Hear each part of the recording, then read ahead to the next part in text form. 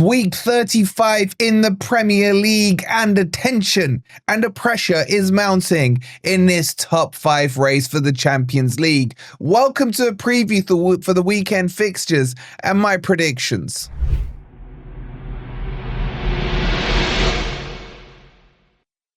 Afternoon, everybody. Hope you're doing well, and welcome to the Footy Network, where we're going to go through week 35. And I want your predictions down below in the comments. Who's going to win? Who's going to make the top 5? In fact, let's do that. Let me know in the comments your current top 5. Who you think are going to get Champions League. If you're enjoying the content, please don't forget to hit that like button. Make sure you're subscribed as well to the Footy Network. And if you need a VPN, then go check out Surfshark. We got a cracking deal for you where you get up to 85% off, as well as 4 months completely free on us. Use code FFTV at checkout. All right, scan this QR code or click on the link.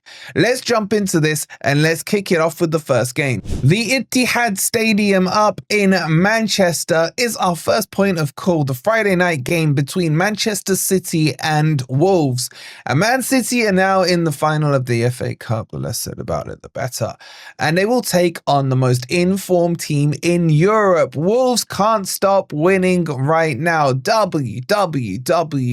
Some would say they've had some easy fixtures, but I would say there's no such thing as an easy fixture in the Premier League. But can Man City get themselves in that European spot? Because they look like they have favourable fixtures coming up. But how can they get over the line? It's going to need another win here with Wolves. Can Wolves cause an upset? Can they continue that W streak? Or is this their first real hard test? And with it being away from home, it could be a tough one. I would love Wolves to do something here, but I think it'll be Man City 2, Wolverhampton Wanderers 1. I hope I'm wrong. Maybe Wolves can get a draw, but they are flying back up that table, already 13th in the league and like 100 million points clear of the relegation zone. Well done to Wolves, but Wolves, give us one more W.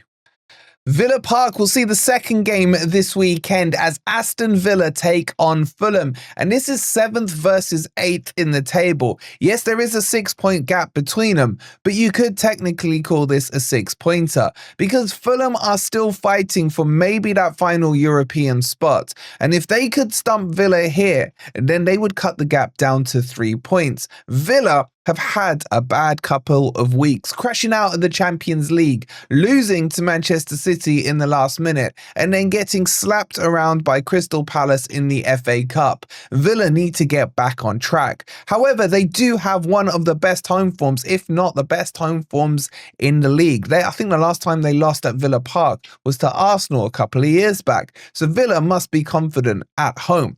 Fulham, on the other hand, are very ropey in terms of their consistency, winning 2 and losing 2 out of their last 4 games, and a late turnaround against Southampton to pick up all 3 points to keep them in this European race. Fulham need to win. Villa need to win. If Villa lose, they could be out the top 5 race. With their goal difference, this is tight. I'm going to go Aston Villa 1, Fulham 1. I think both teams need something out of this game. And I actually think a draw doesn't really help either one of them. But Fulham, do me a favour. The King Power Stadium will see this clash at the bottom of the table as Leicester City take on Southampton. And this is a tough one because Leicester are a free win, Southampton are a free win. What happens when 2 negatives collide? I guess they repel each other. I don't know. Who wants this? Do either team care? Because they already booked their tickets back to the Championship.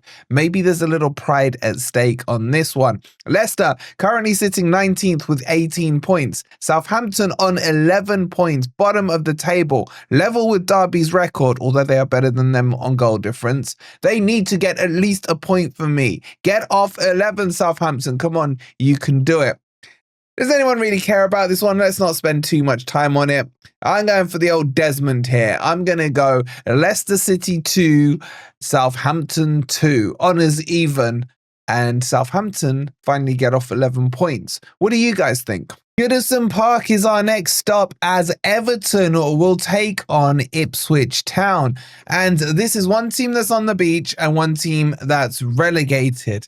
But Everton fans, we need to talk. You know we've had this PSR alliance. But what have you done to us in the last 3 weeks? You beat us and then you lost to 2 teams I needed you to get wins over. What are you doing? Have you screwed Forest out of Champions League? I don't know. We will have to see. Ipswich, on the other hand, are relegated, but all the news around them is about Delap because now that they are down, his release clause has been triggered at £30 million. Let me know, whatever club you support, would you want Delap for £30 million at your club? Let me know in the comments down below. You know what? Because this isn't going to impact Forest, I think Everton will win this one. I'm going to go Everton 2, Ipswich 0. Yes, Ipswich have played some nice football this season, but they just can't seem to get results over the line. And Everton will need to go out with a bang. Last couple of games at Goodison, so surely a home banker here. The Emirates Stadium will see the next game as Arsenal will take on Bournemouth, and Arsenal have played themselves into major trouble in the Champions League after they put on this marvellous tifo start of the game. Dembele turned up with the goods and scored after about 3 or 4 minutes, leaving Arsenal to climb a mountain in the second leg next week. So expect heavy rotation in their team, as their only focus this season is that Champions League, which I don't think they're even going to win.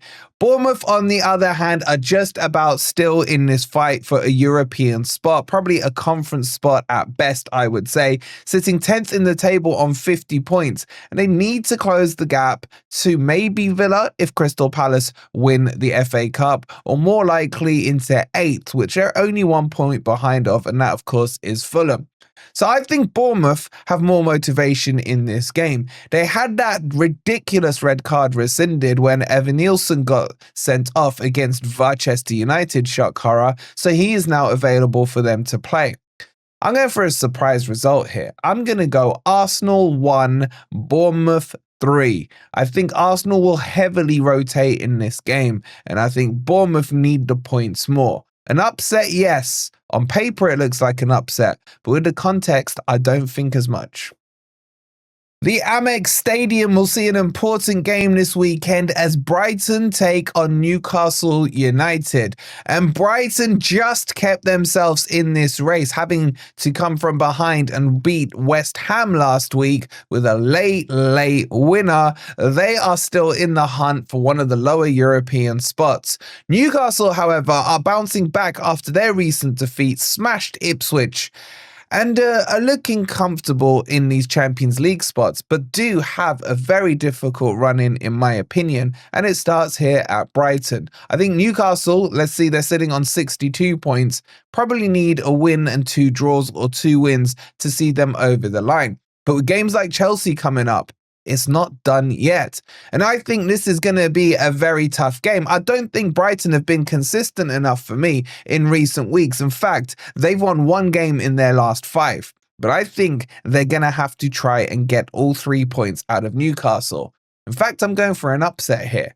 I'm going to go Brighton 1, Newcastle 0. Joe Linton potentially still out. It's good to see Eddie Howe back in the dugout after his pneumonia case, but I think Brighton will just about do it. Do you guys agree or not? Let me know in the comments. The BTEC Stadium in West London will see Brentford taking on Manchester United. And another team here that really couldn't give a crap about the league, if you believe what their fans and manager are saying, in Manchester United. Because all their eggs are in this Europa League basket.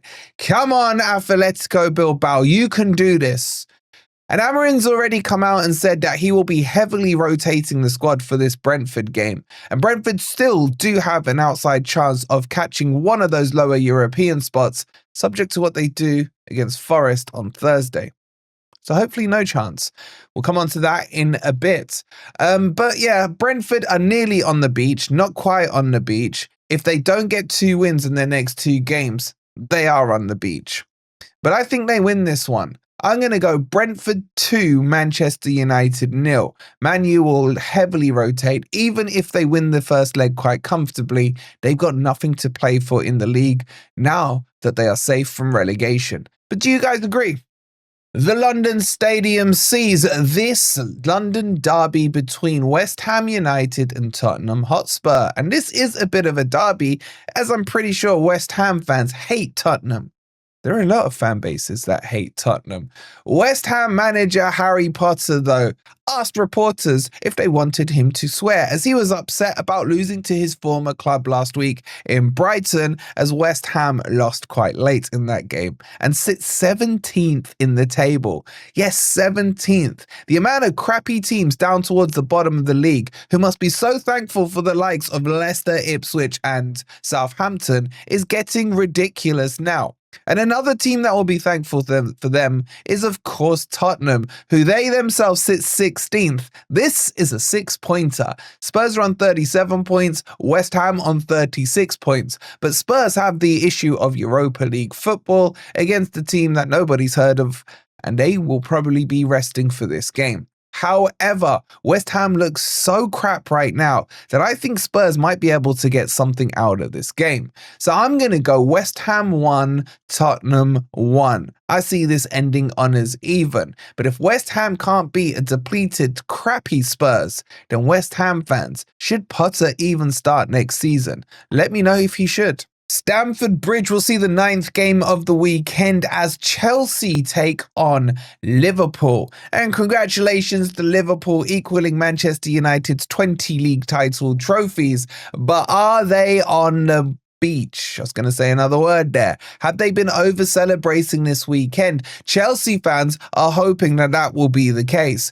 But Chelsea have started to turn their form around, and I don't know how. In the last 5 games, they're undefeated, winning 3 and drawing 2, winning late on against West London rivals Fulham, and then beating Everton by 1-0 with a goal from Jackson.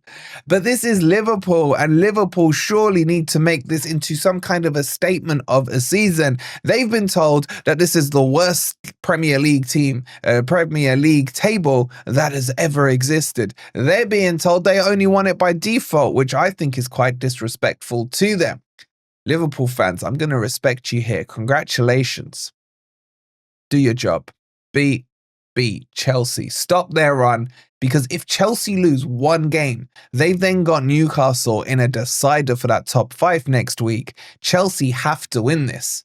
But I think the score will be Chelsea 0, Liverpool 2. Because remember, Mohamed Salah is still chasing that 2020 GA record. So come on, Salah, get it over the line.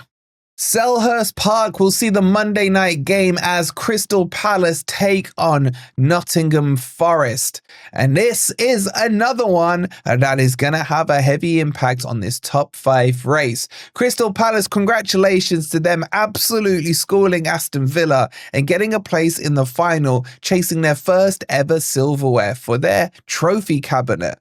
Forest, on the other hand, crashed out against Man City. But they have a game against Brentford on Thursday night, which, by the way, I'm hoping Forest will win. But if Forest have won that Brentford game, please let that be the case. They can afford to take 1 point from this game and still get over the line quite comfortably, with the likes of Leicester and West Ham still on the team lists that they need to play. I think Forest need 4 points out of these Brentford and Crystal Palace games. I think both could be draws, though. Palace, though, could heavily rotate because their season is now fully hinging on that final against Manchester City in the FA Cup. Yes, it's about 10 to 12 days away from the time these two teams meet, but I think there still will be some rotation.